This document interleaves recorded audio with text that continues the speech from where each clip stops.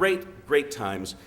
By the middle of the series, there were so many characters that we would have needed a room this size to record one of the episodes.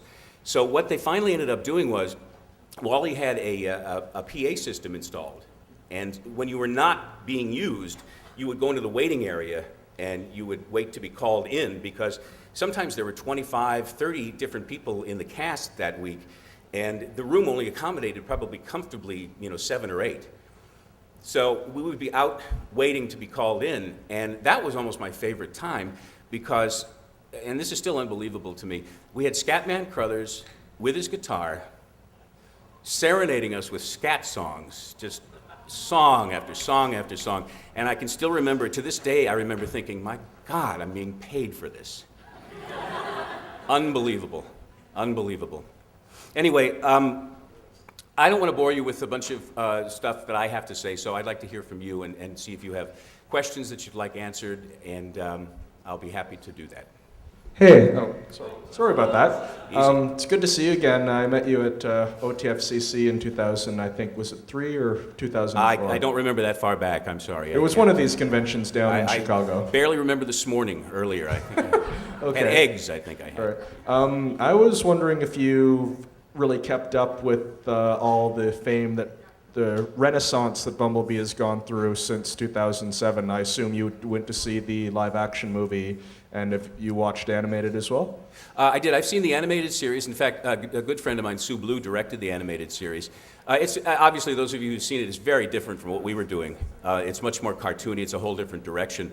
And I have seen the movie, and I thought the movie was terrific. I mean, I thought the CGI was unbelievably great. The fight scene between Megatron and Prime was just out of this world.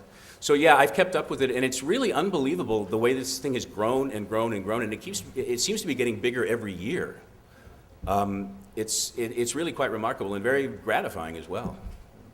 And I was just wondering if you had another particularly interesting or amusing anecdote to share with us, just in general.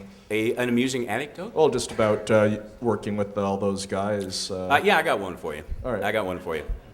This is a Frank Welker one, too.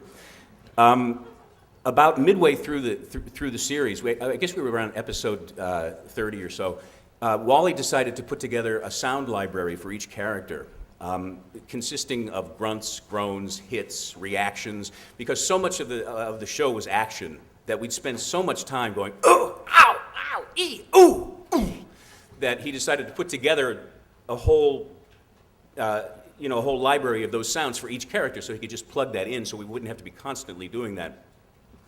And I got to tell you, one of the greatest days of my life was standing next to Frank Welker, watching him perform every sound a human being could make, and some that they could never make. It was just unbelievable. It was a lesson in itself. So that was probably my favorite day on Transformers. Thank you. Thank you. Hi. Hi. First off, I wanted to say I started watching Transformers when I was about 5 years old, coming off the school bus, and you're the reason why I like the color yellow. It's my favorite now because of Bumblebee. Could really relate to him, but it really has two parts to this question. First, how's it feel to voice a character that's had such longevity over the last 25 years? Because Bumblebee's a common name in Transformers. And second of all, when the '86 movie came around and you got to see that Bumblebee was one of those few that made it through that movie, how did it feel that you're going to still have a job after that? Well, I was thrilled to death, first of all, that I was still going to have a job. We were talking about this before. You can't imagine how gratifying, once again, it is to have something that you did 25 years ago last this long, still be giving pleasure to people today. And I've had people tell me that this was such a big part of their childhood, thank you, and all of that. It's so heartwarming to hear, and I'm so glad and so appreciative of the fact that I was able to be a part of it. I mean, I feel honored to have been a part of it, to have been a member of that core, very beginning company, those few of us, because of course, as we know, by the end of the series, just about everybody in Hollywood had been on that show. So I'm just honored to have been a part of it. And what was the second question?